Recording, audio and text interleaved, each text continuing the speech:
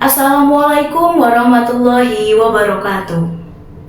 Halo semuanya, perkenalkan nama saya Anissa Septia Hermita, lulusan dari Universitas Tidar, jurusan Pendidikan Bahasa dan Sastra Indonesia.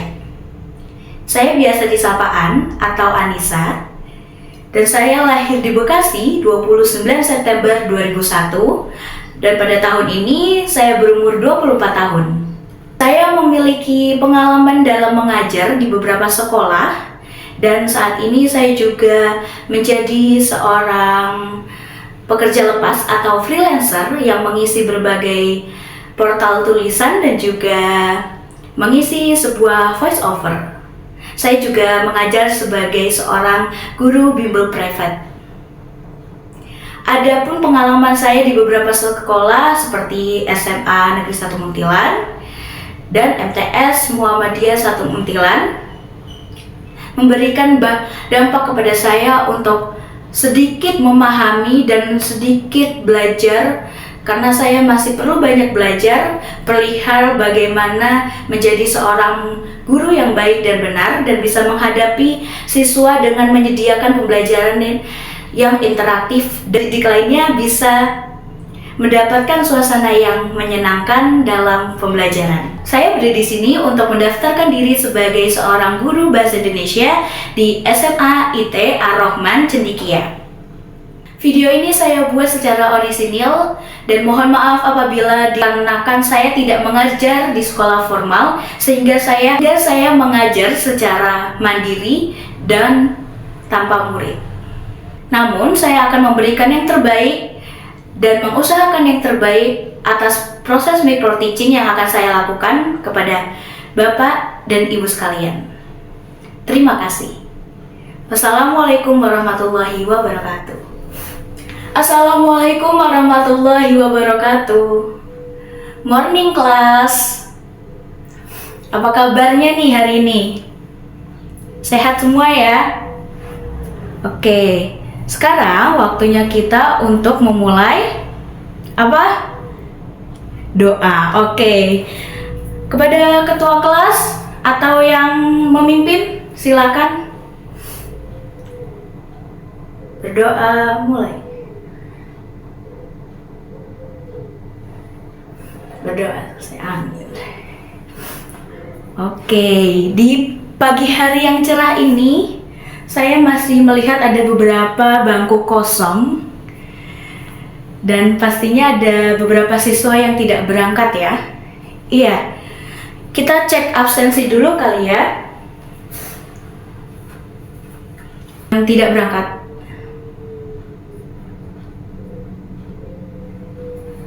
Ini ya, Lydia dan Clara. Oke, terima kasih.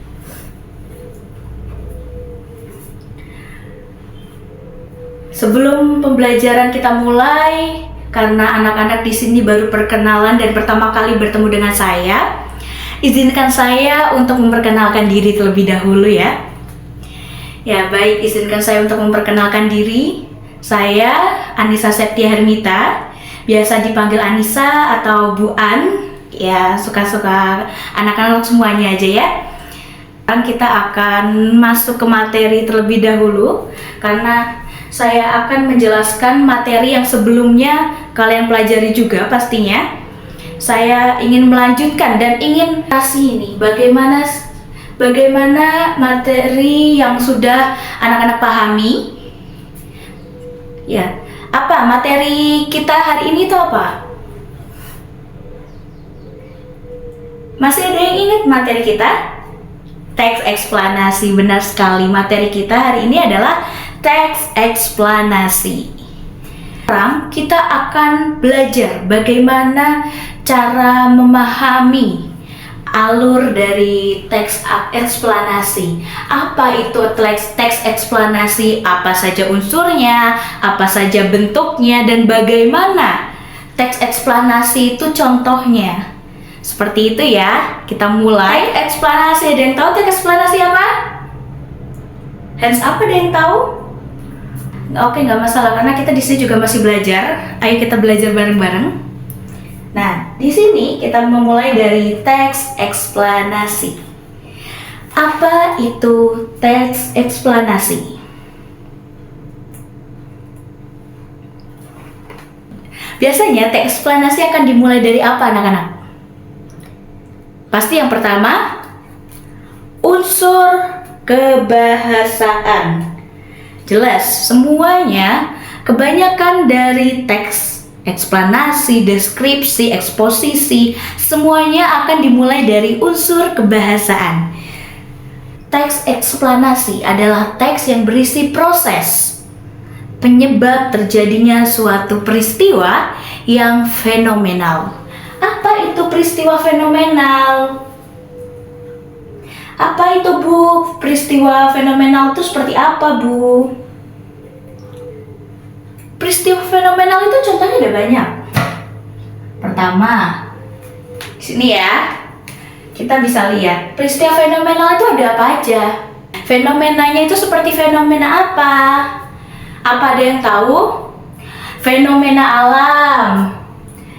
Fenomena alam. Terus ada fenomena apa lagi? Fenomena sosial.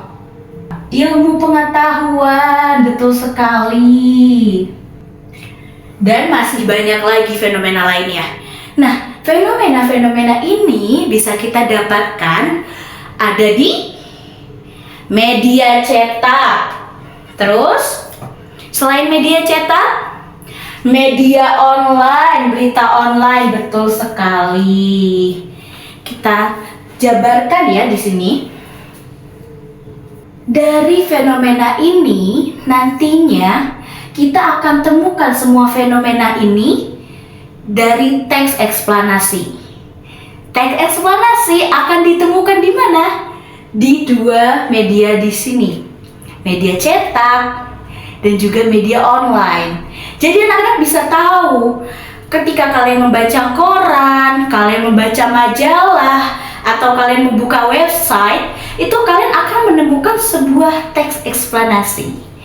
Nah, sekarang yang menjadi sorotan bagi kita itu adalah struktur. Betul, strukturnya itu apa? Struktur, betul, strukturnya itu apa? Pernyataan umum. Terus setelah pernyataan umum, penjelas, kalimat penjelas, dan juga yang terakhir interpretasi. Kemudian selanjutnya, kalau kita mengetahui fenomena-fenomena seperti ini, semuanya ada di media sosial, berita, itu pasti dan kebanyakan ceritanya harus bersifat apa? Bersifat fakta. Betul sekali. Jadi informasi yang ada di dalam teks eksplanasi itu harus bersifat faktual. Betul. Kemudian ciri-ciri dari teks eksplanasi itu apa aja? Selain bersifat faktual, terus memiliki struktur, apa? Yang pasti kalian akan melihat eksplanasi itu apa? Eksplanasi akan memuat suatu ilmu, betul sekali, keilmuan dari alam, sosial, budaya, hingga ilmu pengetahuan. Kita bisa mengetahui nih, apa aja keilmuan yang akan kita dapatkan dari berbagai fenomena-fenomena tersebut. Cirinya apalagi setelah kita berhasil untuk mengetahui bahwa oke, fenomena ini memiliki informasi yang memiliki keilmuan. Berarti informasi di sini menjelaskan bahwa informasi tersebut fakta. Apalagi ciri-ciri lainnya? Kalau keilmuan berarti kita memiliki fenomena yang menjelaskan suatu kondisi. Bagus sekali. Menjelaskan kondisi. Ketika kita memiliki fenomena, pasti kita harus tahu kondisinya seperti apa. Iya atau iya?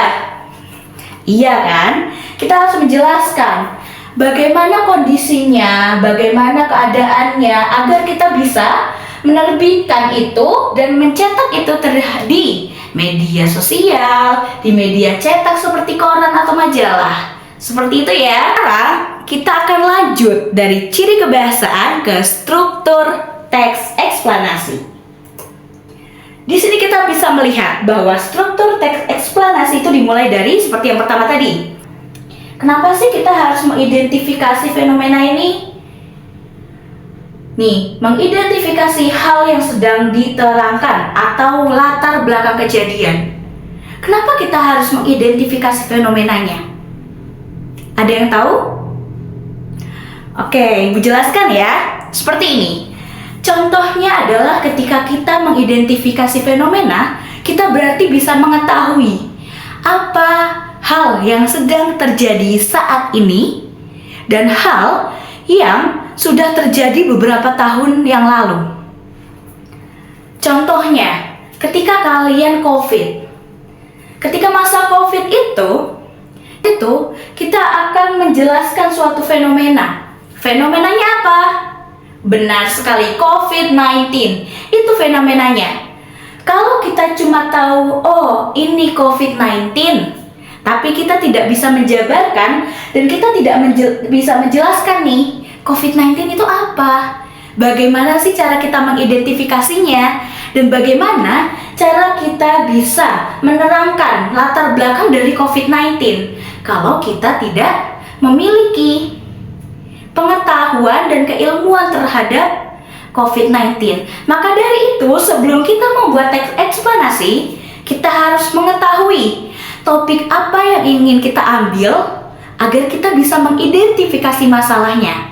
Seperti sekarang ada banyak sekali kejadian lalu lintas seperti kecelakaan, longsor, ya, longsor yang terjadi saat ini di Purwokerto atau di mana itu berita-berita sekarang banyak sekali longsor, ya kan? Anak-anak tahu beritanya kalau nonton di TikTok itu juga banyak pastinya ya.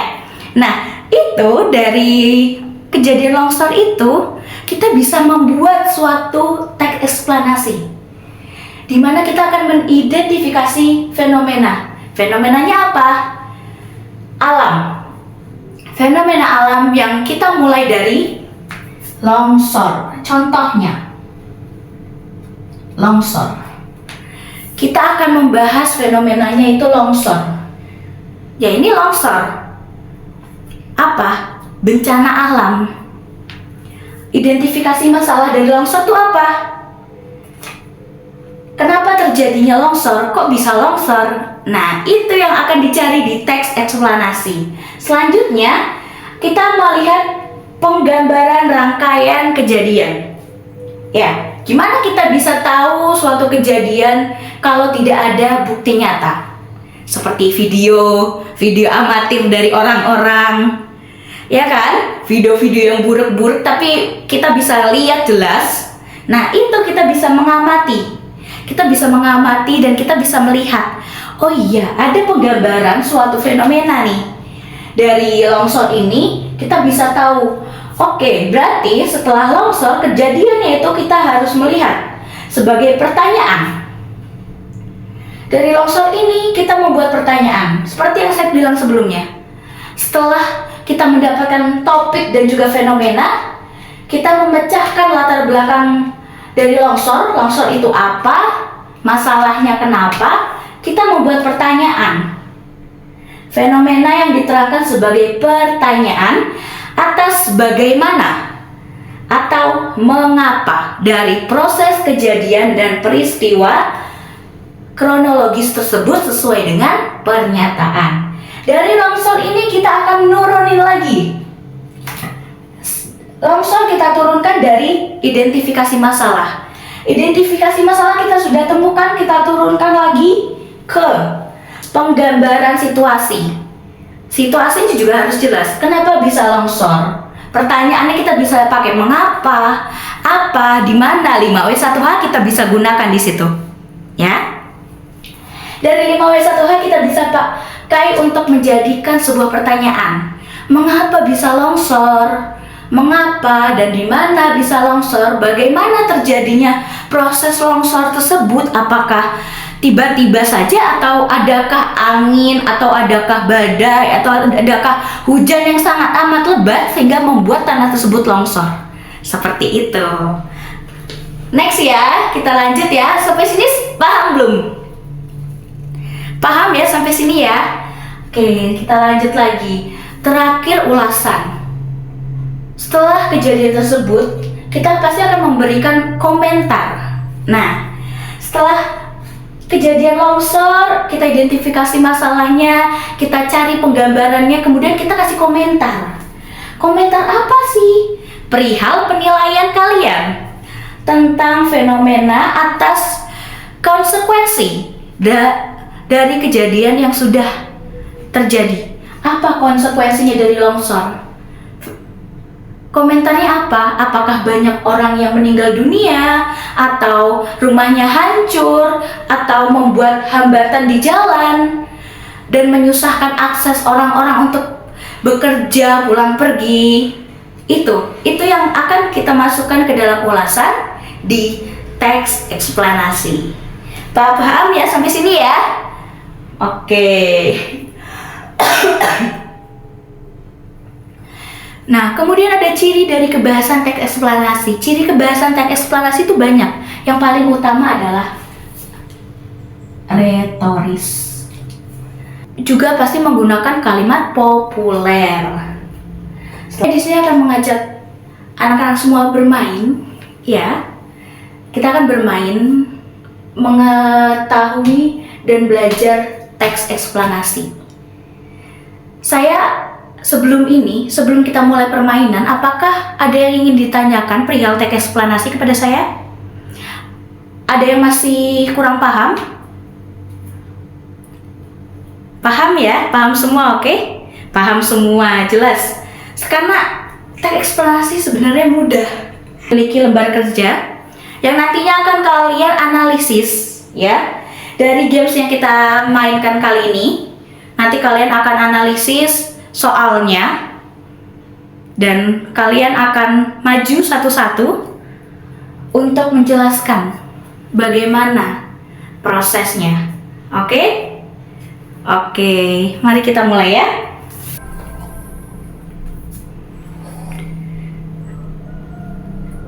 Karakteristik atau ciri dari teks eksplanasi adalah selesai kita bermain game, ya. Sudah? Gimana? Seru permainannya? Karena sudah bermain, kita akan menganalisis dari hasil lembar kerja yang sudah saya kasih ke anak-anak semuanya. Sudah dapat semuanya? Sudah dapat semua. Oke, kita akan menganalisis soal-soal yang tadi di dalam game. Oke? Analisis soal yang ada di dalam game. Apa? Ada yang mau tanya sedikit lagi perihal eksplanasi agar saya bisa menjelaskan lebih rinci? Oke, sebelum menganalisis ya, saya akan menjelaskan sedikit lagi. Apa itu eksplanasi? Eksplanasi itu adalah teks yang berisi fenomena. Fenomenanya itu seperti apa? Alam, sosial, budaya, ilmu pengetahuan, apalagi pendidikan, iya, terus apalagi? Oke, banyak ya. Nah, fenomena tersebut adalah kondisi yang akan menyebabkan kita membuat teks eksplanasi. Teks eksplanasi bisa diaplikasikan atau ditampilkan di media cetak dan juga media online. Media cetak seperti majalah, koran, ya. Kemudian media online itu terdapat apa? Website. Terus ada dari apa? Iya, detik.com dan sebagainya itu ya. Nah, dari kondisi tersebut kita akan membuat teks eksplanasi mulai dari seperti pertanyaan yang tadi ada di soal. Membuat teks eksplanasi dimulai dari Identifikasi masalah. Identifikasi masalahnya itu apa? Fenomena, betul sekali. Ini ada fenomena yang sudah ada. Terserah kalian mau mengambil apa fenomenanya. Identifikasi masalah. Ya, di situ saya juga memberi lembar kerja ya. Nah, di lembar kerja itu kita bisa membaca apa aja identifikasi dari fenomena tersebut, ya kan? Kemudian setelah identifikasi fenomena, kita akan menjabarkan bagaimana kondisi dari penjabaran fenomena yang sudah ada. Kita akan membuat suatu pertanyaan. Mengapa terjadi longsor menggunakan 5W1H? Dan yang terakhir kita memberikan perihal komentar. Kok bisa kondisinya itu kayak gini? Kalau kayak gini akan menyebabkan apa? Apakah ada orang yang meninggal terkena dampaknya? Seperti itu ya. Oke. Bertanya, mau bertanya apa? Kalimat retoris. Kalimat retoris itu adalah kalimat yang tidak membutuhkan gagasan. Jadi kalimatnya itu kalimat yang dia nggak perlu jawaban. Karena itu adalah kalimat gagasan. Jadi kita akan memberikan suatu gagasan dari seorang penulis perihal kondisi dan fenomena yang terjadi. Seperti itu ya. Dan kalimat retoris itu juga bisa dijadikan sebagai bentuk sindiran. Iya. Kalimat populer itu seperti apa? Oke, kalimat populer itu seperti saya, kamu, tidur. Ya seperti itu, kalimat-kalimat kerja, kalimat aktif. Seperti itu. Sudah? Baik ya, ini sudah waktunya kita berpisah. Kita akan ketemu 2 hari lagi. Ada pelajaran saya kan? Oke, ada pelajaran saya berarti kita akan membahas permasalahan yang sama dengan mengumpulkan lembar kerja anak-anak semua. Nanti kalian saya minta untuk berdiri dan menjelaskan ya. Siap-siap, jadi harus selesai. Ya 2 menit kurang ya, waktunya sudah mau habis. Ini kita ulangi sedikit atau sudah cukup? Sudah cukup ya, karena saya tadi sudah mengulang semuanya. Dan ini anak-anak sekarang sudah mengerjakan lembar kerjanya ya. Ada yang mau bertanya? Perihal teks eksplanasi, penjelasannya bagaimana, kalimat-kalimat apa di dalam teks eksplanasi. Ya, kalimat eksplanasi, teks eksplanasi. Pasti banyak sekali teks eksplanasi yang akan dijabarkan. Ya, teks eksplanasi, fenomena, kondisi, media sosial, media cetak, itu semua saling berhubungan. Ya, kita akan mengulas sedikit apa yang sudah kita pelajari tadi. Tadi kita sudah belajar perihal apa? Teks eksplanasi. Teks eksplanasi yang ada suatu fenomena, betul sekali. Dari suatu fenomena kita belajar apa? Strukturnya juga, betul. Kemudian kita belajar ciri-cirinya. Dari ciri-cirinya kita belajar bermain game. Dari bermain games kita belajar untuk mengeksplorasikan di lembar kerja. Ini saya tutup. Ya, sampai jumpa di 2 hari lagi ya. Sampai jumpa di 2 hari lagi. Jangan lupa untuk dikerjakan tugasnya itu, lembar kerjanya dikerjakan. Dan kalian harus lebih memahami lagi materi tersebut biar tidak ada yang takut untuk ditanyakan.